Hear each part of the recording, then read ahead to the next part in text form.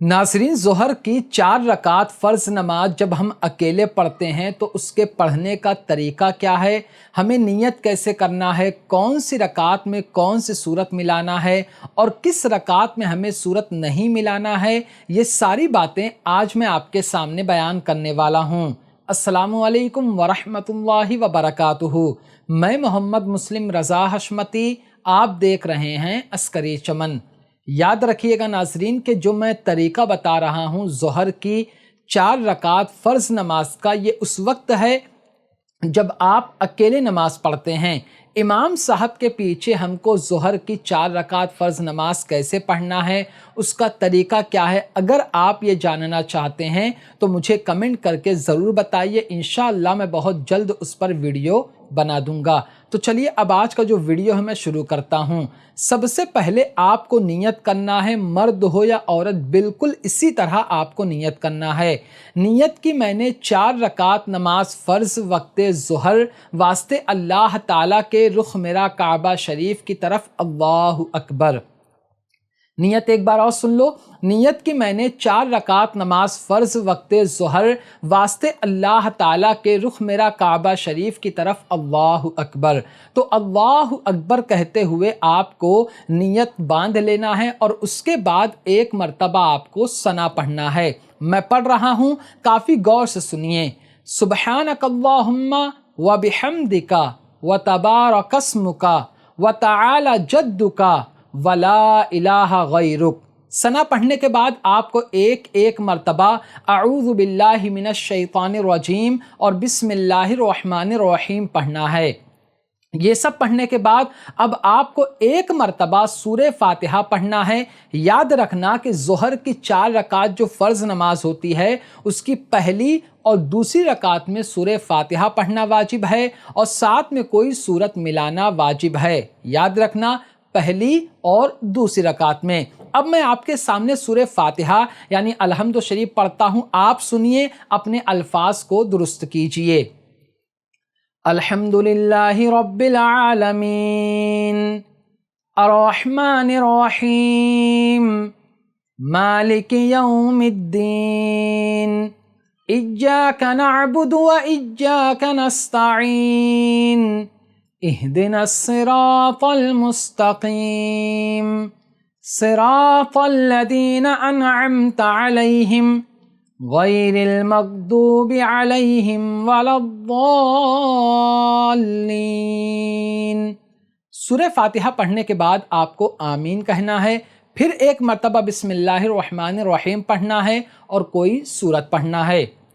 देखो, आपको अगर अलग अलग सूरतें याद हैं या कोई औरत ऐसी है जिसको बहुत सारी सूरतें याद हैं तो माशाअल्लाह बहुत अच्छी बात है। हर रकात में आपको अलग अलग सूरत पढ़ना है और अगर आपको एक ही सूरत याद है तो आप हर रकात में, हर नमाज में वही सूरत पढ़ो, आपकी नमाज हो जाएगी। कोई दिक्कत की बात नहीं है, क्योंकि नमाज के अंदर सूरत मिलाना वाजिब है, कोई खास सूरत का मिलाना ये वाजिब नहीं है, इसलिए इस बात का ख्याल रखना। मैं सिर्फ आपको समझाने के लिए एक सूरत पढ़ता हूँ, सुनिए गौर से। इन्ना अअतैनाकल कौसर फसल्लि लिरब्बिका वन्हर इन्न शानियका हुवल अबतर। तो आपने सूरह फातिहा पढ़ा, आपने कोई सूरत मिला ली, अब आपको अल्लाहु अकबर कहते हुए रुकू में जाना है। इत्मीनान के साथ, सुकून के साथ, आराम आराम से 3 मरतबा ये तस्बीह पढ़ना है, सुबहान रब्बियल आला।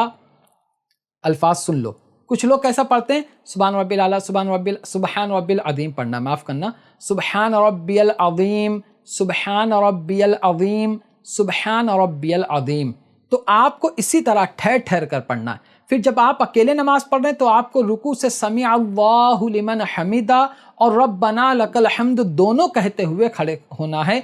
याद रखना, जब आप इमाम साहब के पीछे नमाज पढ़ते हो तो आपको रुकू से उठते वक्त समी रब्बना लकल हम्द कहना है, लेकिन जब आप अकेले नमाज पढ़ते हैं तो उस वक्त आपको रुकू से उठते वक्त आपको समी अल्लाहु लिमन हमीदा और रब्बना लकल हम्द दोनों कहना होता है। तो ये कहते हुए आप रुकू से सर उठाएंगे, बिल्कुल सीधा आपको खड़े हो जाना है। ऐसा नहीं है कि रुकू हुआ ही नहीं आप सजदे में भाग जाओ, ऐसा नहीं करना है। आपको बिल्कुल सीधा खड़े हो जाना है, پھر آپ اطمینان کے ساتھ اللہ اکبر کہتے ہوئے آپ کو سجدے میں جانا ہے اور سجدے کی تسبیح پڑھنا ہے، سبحان ربی الاعلیٰ، سبحان ربی الاعلیٰ، سبحان ربی الاعلیٰ۔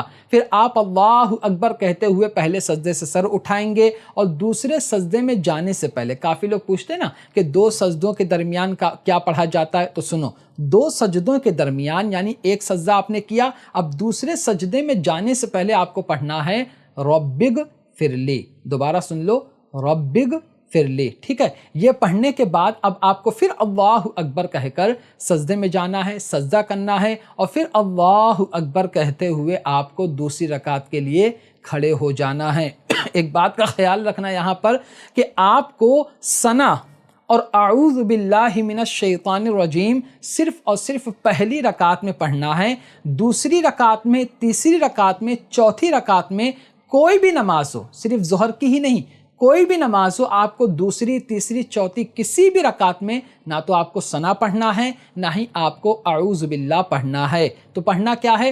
جیسے آپ دوسری رکعت میں کھڑے ہوگے فوراً آپ کو بسم اللہ الرحمن الرحیم پڑھنا ہے، پھر سے سورہ فاتحہ یعنی الحمد شریف پڑھنا ہے، آمین کہنا ہے، پھر بسم اللہ الرحمن الرحیم پڑھنا ہے، پھر کوئی سورت ملانا ہے جو آپ کو یاد ہے، ٹھیک ہے۔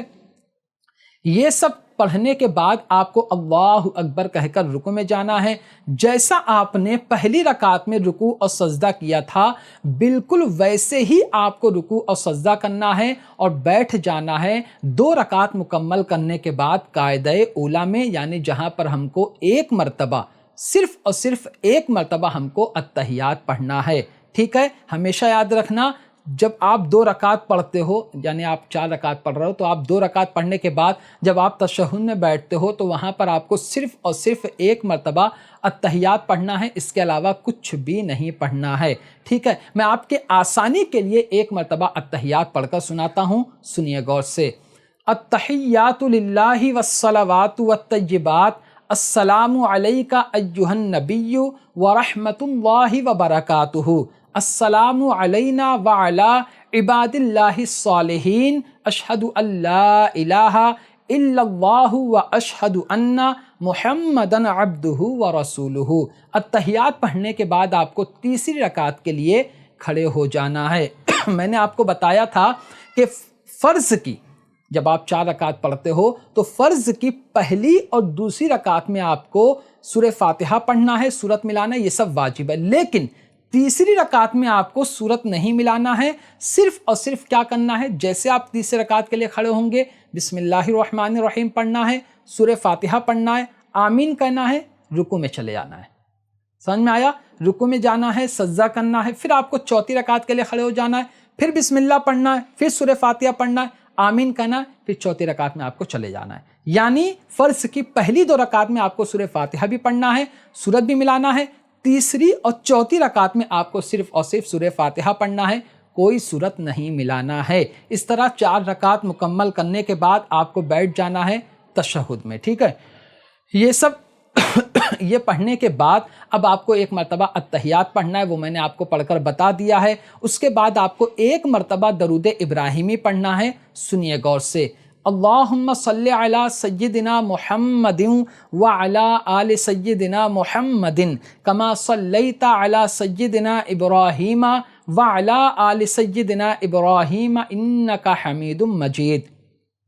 اللہم بارک علی سیدنا محمد وعلی آل سیدنا محمد کما بارکت علی سیدنا ابراہیم وعلی آل سیدنا ابراہیم انک حمید مجید۔ یہ ہو گیا درود ابراہیمی۔ اب اس کے بعد آپ کو دعائے معصورہ پڑھنا ہے۔ آپ کو جو بھی دعائے معصورہ یاد ہے آپ وہ پڑھ سکتے ہیں، نماز آپ کی ہو جائے گی۔ میں کچھ پڑھ کر بتاتا ہوں کیونکہ دعائے معصورہ کافی ہیں، میں 1-2 پڑھ کر بتا دیتا ہوں۔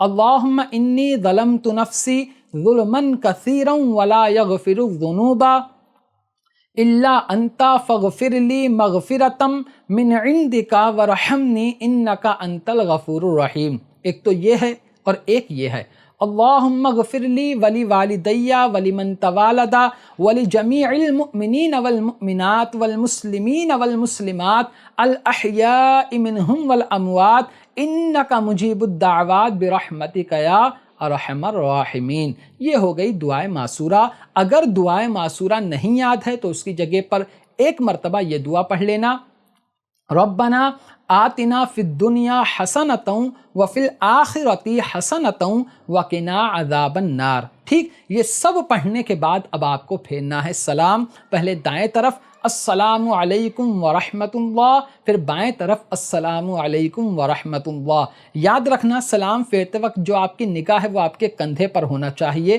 چاہے آپ کہیں بھی نماز پڑھ رہے ہوں۔ تو امید کرتا ہوں کہ ظہر کی 4 رکعت فرض نماز جب ہم اکیلے پڑھتے ہیں تو اس کا طریقہ اب آپ سمجھ گئے ہوں گے۔ تو آج کی ویڈیو میں صرف اتنا ہی۔ السلام علیکم۔